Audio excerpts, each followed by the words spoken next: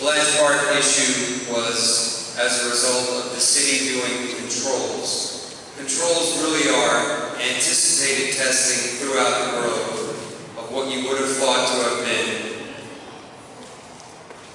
hopefully negative site findings. As it turns out, in Blanche Park they had found not aerosolic ash, but something that had been burned many years ago and maybe had been put into the ground many, many years ago. And we're talking probably in the 40s, 1940s. But the object today, or tonight, is really to focus on the Village West and what the findings of Durham are. And I think that the park have helped. Are they all equally here? They're equally here. You didn't come to hear me speak. You came to hear Wilbur. So without further ado, here's Wilbur Mayor. Thank you, Commissioner. Good evening. It's a pleasure to be here, and I appreciate all of you, notwithstanding the weather, to make the effort to be here to listen to our presentation. And I'm going to make an effort to be very specific to the issues at hand, and try to provide you a specific answer to your valid health concerns. So, I want to address the atmospheric deposition, which is a very specific concern that you have shared with others from the historical operations. We're going to give you an update on the contamination at the fire training facility, particularly from the concerns with off-site contamination that we understand is a key question. And finally, we want to explain the results and the information that we analyzed that require us to give specific orders in reference to Blanche Park. So we're here to present data, answer specific questions. I'm going to minimize background information, going over some of the different actions previous to this presentation, and as I said before, answer your health concerns. To that effect, the format that I will be following is presenting the data, environmental assessment conclusions, all the data that we collected. We're also going to include data presented to us by the consultant representing the City of Miami, but also Miami-Dade County Durham data. And with me here is Samir Elmir from the Department of Health. He's going to join me at the end to answer any questions that you may have. I do ask one minor favor, if you can hold your questions to the end, because it might give you a better perspective to go through the entire presentation. Thank you. So, first let's go with the background investigation. Some of you have seen the news report that in very succinct and to the point, back in July 2003, we required the City of Miami and the consultant to submit an area-wide sampling plan to address the concern from atmospheric deposition. They submitted that report, we approved it, and I'm here to present the results. So one of the objectives of an area-wide background study is to evaluate the presence of residual concentrations of contaminants in the soils that may be related to atmospheric deposition from the stack of the former incinerator.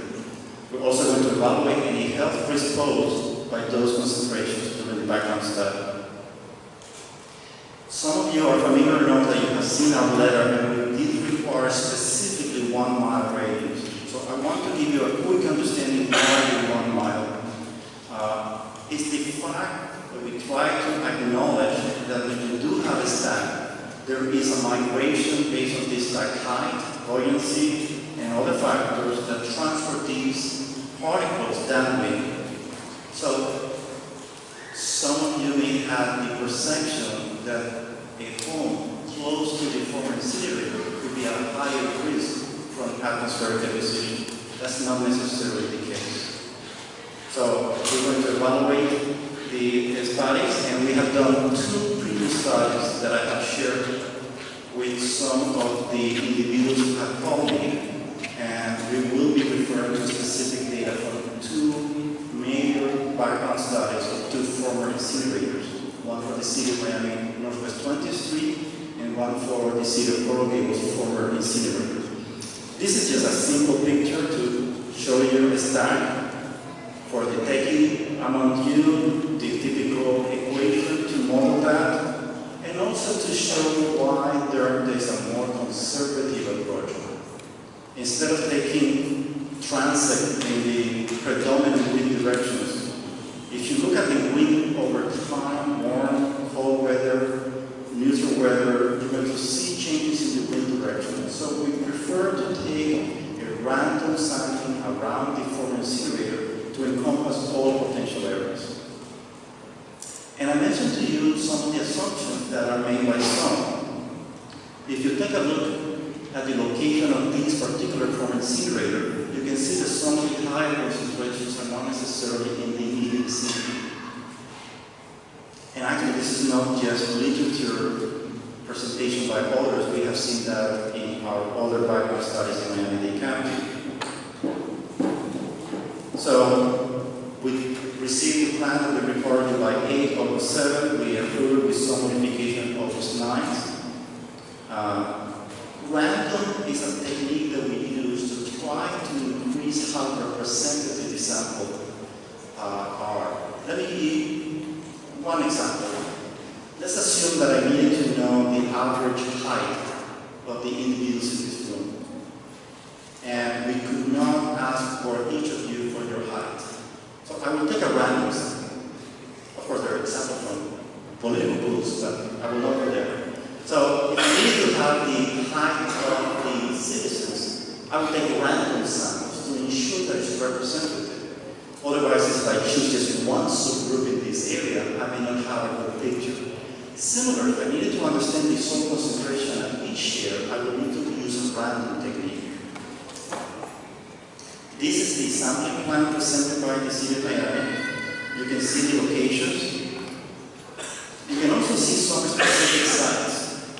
The commissioner spoke about controls.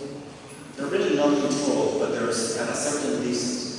But for obvious reasons, there were specific parks selected and there were specific schools selected, in addition to the random samplings indicated by each of these boxes.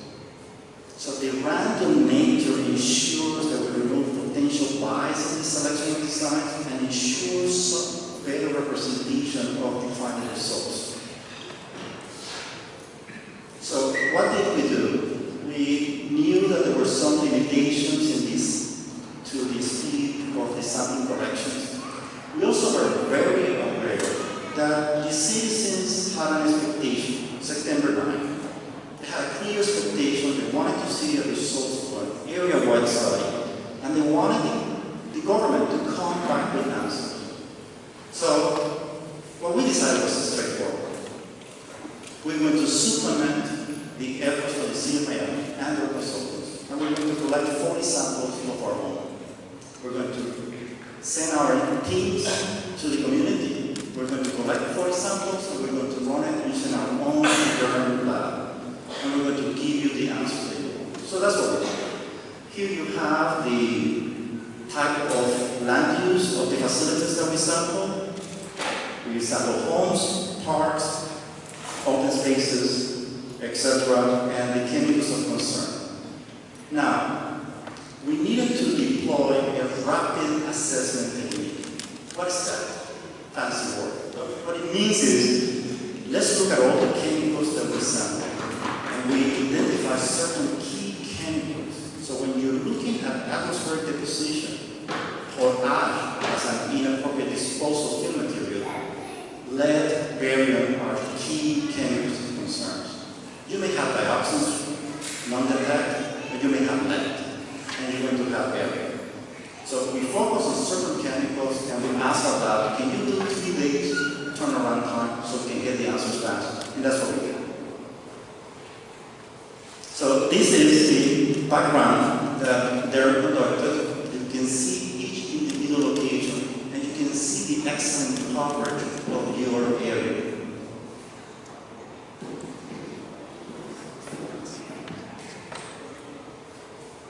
And I want to move a tad fast because here's where I'm about to spend it on. This is what you want to hear. As the commissioner said, let's have the results. So these are the results submitted by The City of Miami area-wide assessment, you see some of the individual locations. There are some biopsies pending, but we have all the inorganic data that we need to evaluate. This is City of Miami consultant data submitted to the house. As of the end of last week, we received additional sample results. You have them here. And I will summarize the information, and I will actually share with you what these numbers actually mean. And this is a better way to, instead of tables with rows and of information, this is the summary. Arsenic, 51 samples. Something that I would like to share with you, this is, if not the largest, one of the largest data set for a particular superior investigation. So this is an excellent effort from all, city and county. So you have arsenic, minimum 0.3, maximum 8.6, with a 95 UCL, 95% upper functional limit of the mean. It's just a better, it's an excellent statistical descriptor of the central tendency. It ensures that we capture that population. So it's a good number to keep in mind. Lead, you can see the distribution. So it's 41.7, barium at 15.3, and cadmium at 0.4. There were several others that there were no detection at the lab maximum detection limit. And I will actually go beyond these and actually describe to you how this data looks, compares to Miami-Dade County here, area-wide background, and to all the population to assist you in evaluating. So, first we do a series of steps to evaluate. It's a multiple-step procedure. So we evaluate it with a screening criteria. And one specific example that you will know, Blanche came completely outside the data that we were finding from all the other locations. And I will show you specific statistical descriptors for that. All the other chemicals, lead, barium that I mentioned, were well below the screening criteria. Arsenic was slight above, as you saw, but I'm going to do further evaluation of the data. Now, when we talk arsenic, it's important that we understand, for each chemical, we have to understand the sources that it is in arsenic. And arsenic occurs naturally within the environment. So some of the sources are volcanic, sulfide, metal oxides, etc. And marine sediments is a very specific example that I will go back in a moment. So about 1/3 of the arsenic in the environment comes from natural resources. So concentrations in soil range from 2 to 20 milligrams per kilogram, and the U.S. salt average concentration is about 7.5 milligrams per kilogram. Now, you remember that I mentioned marine sediment, and it's very important because you may not assume that when you're looking at Virginia Key that you would expect to have arsenic concentration, but actually it is there from natural sources. Groundwater is at 1 to 2 parts per billion. And of course there are anthropogenic sources by human activities. I just listed a few of those. Now, the area-wide samples that we were talking before, remember 51 samples, I want to concentrate on this one. It's 3 milligrams per kilogram. So let's focus on that, let's go more in depth. Arsenic concentrations are actually consistent with background concentration for the urbanized areas of Miami-Dade County. Arsenic is also consistent with concentrations of naturally occurring arsenic from Miami-Dade County barrier islands. Concentrations of other contaminants are within the background concentrations. This is an example of a particular series of homes. We collected multiple samples throughout the barrier islands. And let me actually, this is the best way that I know how to describe data to all of you. If you look at the data, this is the Miami-Dade County overall data. This is the barrier islands, arsenic distribution data, and this uses the coconut grove incinerator 50 data points. You can see how consistent it is, exactly slightly below. So that's the next step that we do during evaluations. We look at background conditions to try to understand the distribution. That's not enough, at least for me. That's not good enough. So your concern is as a former incinerator, so you want me to evaluate with the two previous former incinerators. That would be a fair question from any of you. And we just did that. So these two studies did a similar 1 mile radius. And what are those? I said before, but it's worth it to repeat it. For receiving around 20th Street, it was evaluated by Miami County Department of Health provided a health consultation, and there were no human health concerns. Former City of Coral Gables incinerator was studied the same way.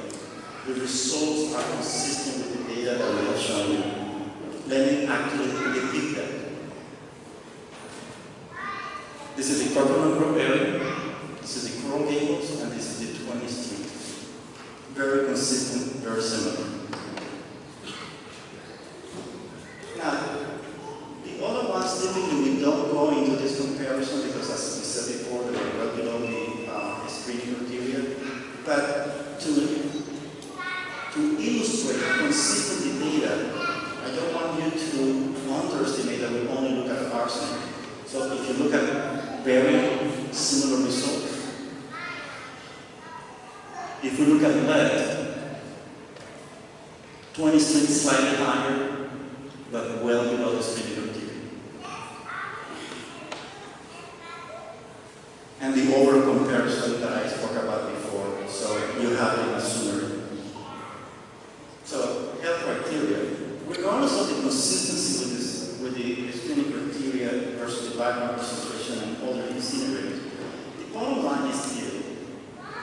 Point is documented, it's consistent with background, etc.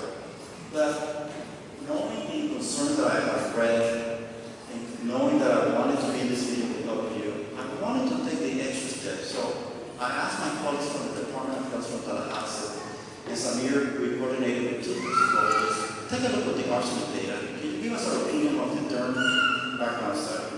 So we went and asked for that opinion. And the bottom line from the Department of Health's opinion is that the concentration from the area-wide study does not present concerns. So that was important to us, because at the end, you want to know, even if a chemical is background, you want to know what is the health issue related to that. So we did obtain that opinion on your behalf.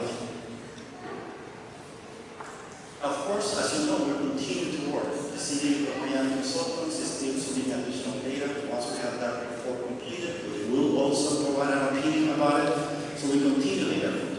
And by the way, some of you, please, I want to share with all of you, some of you have experience with health consultation. Some of you do not have. I have plenty. And if you look at the records throughout the state and the United States, you're going to see that it takes anywhere from 2 months to a year, sometimes more. We got this opinion in days. So thank you very much appreciated. Now, that concludes my presentation for the area-wide. But I know there were some reservations understanding the fire training facility itself for potential leakage. And I wanted to illustrate that I believe we achieved that of the separation between atmospheric depositions and a facility by itself. So, as you know, groundwater is not contaminated. Monitor laws were installed. There's no groundwater contamination at the training facility. We do have contamination with arsenic, barium, lead, and some polynuclear aromatic hydrocarbons. There was only one outlier from a statistical analysis of the data itself on a single site. Please keep that in mind, because once you compare to area-wide, it might be different. One internal subboarding, which indicates barium above residential, but it's well below the industrial. And that's something important to keep in mind. When you have a facility that is not a residence, it's not a park, the criteria is much higher. However, my focus looking at the training facility is to evaluate the data from potential off-site concerns. And polynuclear aromatic hydrocarbons very unique and difficult to deal with because of very specific anthropogenic sources. If you go to any soil area, drainage area adjacent to a parking lot, you may find polynuclear aromatic hydrocarbons. So care must be taken to properly evaluate that. So, the contamination, I just wanted to show many times it's better to look at in a graphical manner. So these are the locations, and you can see on purpose these series of source samples were taken to ensure our understanding of boundary conditions, the same in this area. So going very quickly, because the main focus was the area-wide, we look at results for barium is one example. This result is 200 milligrams per kilogram. Everything else is okay compared to residential. But what is important that for the actual land use for commercial industrial is actually 130,000 milligrams per kilogram. So it's okay. When you look at lead, no signature, and I'm going to show you Blanche data so you have an idea. And finally, when you look at BAP, we have an issue with some locations, and we requested the city to take samples at the other side because I want to understand the concentration gradient. All these sample results are okay. This is the outlier that I mentioned before.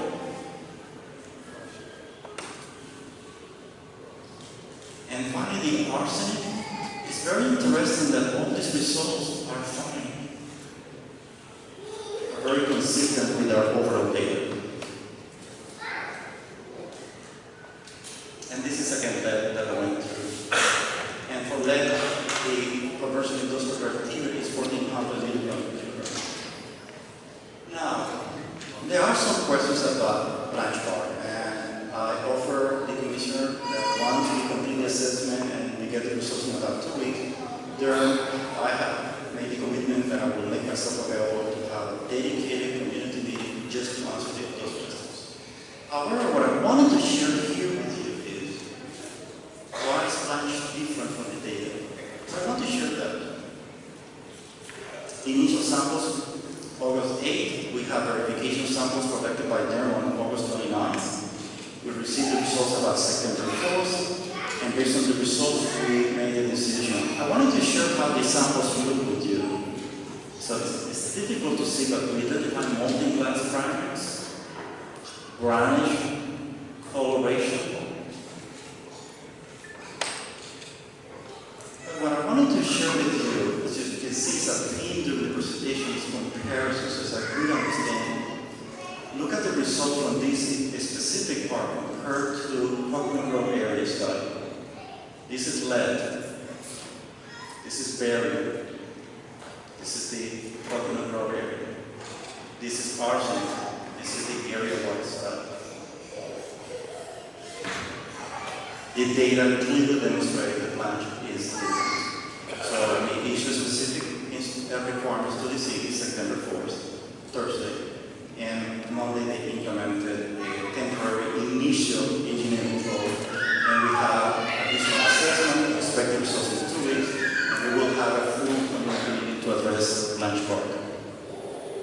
It's ongoing, and we will do, as I said before, and the Department of Health is engaging with us evaluating the data. And I just didn't want to finish the presentation without ensuring that you have access to all of our data. So the two files, one for Blanche Park is HWR 707, area 1 is HWR 768, and you can access our public records through durhammiamidata.gov. No, by all means. My most popular slide was the only one from the graph. Got it. You're very welcome. No, thank you. In addition to that, we're providing key contact information. For Miami-Dade County, the Division of Environmental Resource Management there, I will be your contact person, more than happy to do it. In addition to that, City of Miami,